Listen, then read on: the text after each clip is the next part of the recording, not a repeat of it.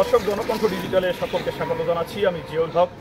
এই মুহূর্তে রয়েছি বরিশাল জেলার বাকেরগঞ্জ উপজেলার যে পৌরসভা, সেই পৌরসভার যে 2 নং ওয়ার্ড। মূলত যে সড়কটির উপর আমি দাঁড়ানো, এই সড়কটি পৌরসভার 2 নং ওয়ার্ডের প্রাণকেন্দ্র থেকে বয়ে গেছে। এই সড়কটি বাকেরগঞ্জ উপজেলা শহরের যে সদর রোড, সেই সদর রোড হয়ে বাকেরগঞ্জ বাস স্ট্যান্ড যে ঢাকা বরিশাল মহাসড়ক, সেই ঢাকা বরিশাল মহাসড়কের সাথে সংযোগ হয়েছে। দর্শক আপনারা দেখতে পাচ্ছেন যে এই মুহূর্তে সড়কের পাশে যে ড্রেন, সেই ড্রেনটিতে মূলত জলবদ্ধ হওয়ার কারণে এই ড্রেনের যে ময়লা, সেই ময়লাগুলো কিন্তু পৌর কর্তৃপক্ষ এভাবেই ড্রেন থেকে উঠিয়ে সড়কের উপর রেখেছে এবং সড়কের উপর এই ময়লাগুলো রাখার কারণে বর্ষার পানিতে কিন্তু এই ময়লাগুলো সড়ক ছেয়ে গেছে এবং এই সড়ক দিয়েই কিন্তু পৌরসভার 2 নং ওয়ার্ড সহ এই উপজেলার বিভিন্ন স্থানের লোকজন প্রতিদিন আসা যাওয়া করে এবং সেই ময়লাগুলো সড়কের উপর রাখায় এই ময়লার উপর দিয়েই কিন্তু সড়কে বিভিন্ন রকমের যানবাহন চলাচল করে এবং পথচারীরা কিন্তু এই ময়লার উপর দিয়েই হাঁটাচলা করে। দর্শক আমরা কিন্তু আপনাদেরকে দেখিয়ে রাখি, আপনারা দেখতে পাচ্ছেন যে এই মুহূর্তে আমরা যে স্থানটিতে দাঁড়ানো, এটি কিন্তু বাকেরগঞ্জ যে পলি ক্লিনিক রয়েছে, সেই পলি ক্লিনিকের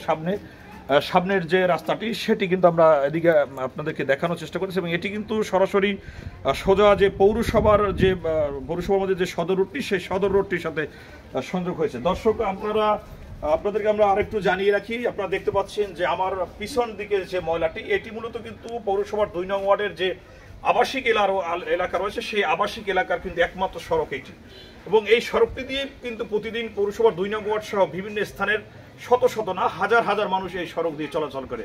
বিশেষ করে স্থানীয় যে মানুষ, তারা কিন্তু আমাদেরকে জানিয়েছেন যে পৌরসভার 2 নং ওয়ার্ডে সদর রোডের প্রাণকেন্দ্র থেকে বয়ে যাওয়া শ্রীমন্ত নদী থেকে যে তুলাতলা নদীর সাথে সংযোগ একটি খাল ছিল, জেলখানার খাল, সেই জেলখানার খালটি কিন্তু অবৈধভাবে দখল হয়ে যাওয়ার কারণেই পৌরসভার 2 নং ওয়ার্ডে কিন্তু জলাবদ্ধতার সৃষ্টি হয়েছে এবং সেই জলাবদ্ধতার কারণে যে ড্রেনেজ ব্যবস্থা রয়েছে, সেই ড্রেনেজ ব্যবস্থা কিন্তু অচল হয়ে পড়েছে। বিশেষ করে গতকালকের যে পৌর কর্তৃপক্ষ এসে এই ড্রেনের যে ময়লাগুলো, সেটি কিন্তু সড়কের উপরে এভাবে স্তূপ করে রেখেছে এবং এই কারণেই কিন্তু এই এলাকার সাধারণ মানুষ তারা আক্ষেপ করেছেন। তারা কিন্তু আমাদেরকে জানিয়েছেন যে বর্ষা মৌসুমে পানি জমে থাকা এবং এই যে সড়কের উপর যে ময়লা, সেই ময়লার দুর্গন্ধের পাশাপাশি কিন্তু এই এলাকা এখন যে এডিস মশা সহ বিভিন্ন রকম মশা, সেই মশা কিন্তু বংশ বিস্তার করেছে এবং সেই মশার কারণেই কিন্তু বিভিন্ন রকমের রোগে আক্রান্ত হচ্ছে মানুষ।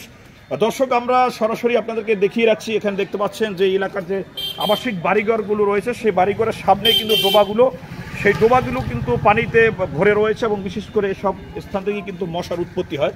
আপনাদেরকে আমরা দেখিয়ে রাখি, আপনারা দেখতে পাচ্ছেন যে আবাসিক যে এলাকাটি, এখানে কিন্তু কয়েক হাজার ভবন রয়েছে। ওয়ালটন এখন দেশের সীমানা পেরিয়ে পৌঁছে গিয়েছে 50টিরও বেশি দেশে। ওয়ালটন, ঘরে ঘরে বিশ্বজুড়ে।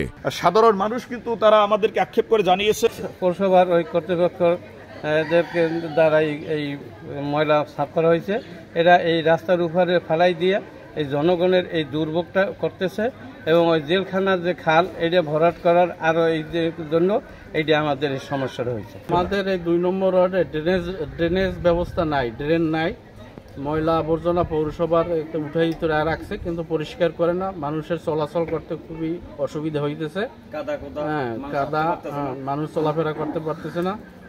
আমাদের আবেদন এই ড্রেনের ব্যবস্থা করা আর ময়লা অতি তাড়াতাড়ি পরিষ্কার করা। দর্শক আমরা কিন্তু এই মুহূর্তে জেলখানার খালের যে চিত্র, সেটি কিন্তু আপনাদেরকে দেখানোর চেষ্টা করতেছি। আপনারা দেখতে পাচ্ছেন যে এই এলাকায় যে আবাসিক বাড়িঘরগুলো রয়েছে, তাদের যে প্রতিদিনের যে নিত্য প্রয়োজনীয় যেসব সামগ্রী ব্যবহারের পর যে উচ্ছিষ্ট অংশ থাকে, সেই যে বর্জ্যগুলো কিন্তু এইভাবেই জেলখানার খালের উপর ফেলে স্তূপ করে রাখা হয়েছে এবং আপনারা দেখতে পাচ্ছেন যে জেলখানার খালটি কিন্তু একেবারে এখন আর খাল নেই, সমতল ভূমির সাথে মিশে গেছে।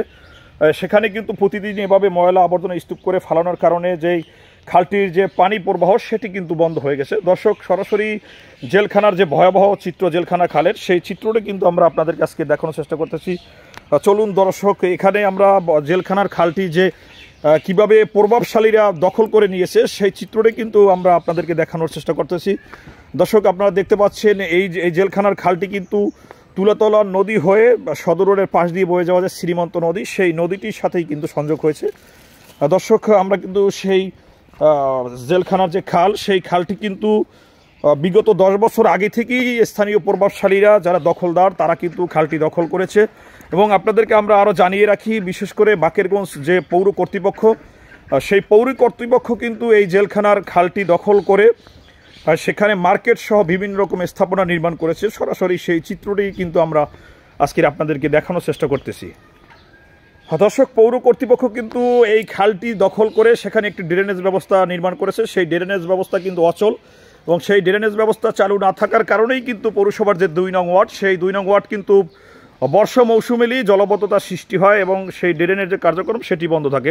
দর্শক, আমার পিছনেই কিন্তু যে পৌর কর্তৃপক্ষের যে মার্কেটটি রয়েছে জেলখানার খালের উপর, আপনারা দেখতে পাচ্ছেন যেখানে কিন্তু একটি মার্কেট নির্মাণ করা হয়েছে এবং সেই মার্কেটের যে ভবন, সেই ভবনটি নির্মাণ করার কারণেই কিন্তু যে খালের যে অংশ সেটি কিন্তু তারা ভরাট করে এবং ড্রেনের ব্যবস্থা করেছেন। সেই ড্রেনটি কিন্তু এখন বিভিন্ন রকম ময়লা ফালনের কারণে, ময়লার স্তূপের কারণে কিন্তু পানি সরবরাহ বন্ধ রয়েছে। এই কারণেই কিন্তু এই এলাকার যে পানি নিষ্কাশন ব্যবস্থা সেটি বন্ধ রয়েছে। দর্শক, এই কিন্তু ছিল আজকের বরিশালের বাকেরগঞ্জ পৌরসভার 2 নং ওয়ার্ডের যে জনভোগান্তি, সেই জনভোগান্তির চিত্র।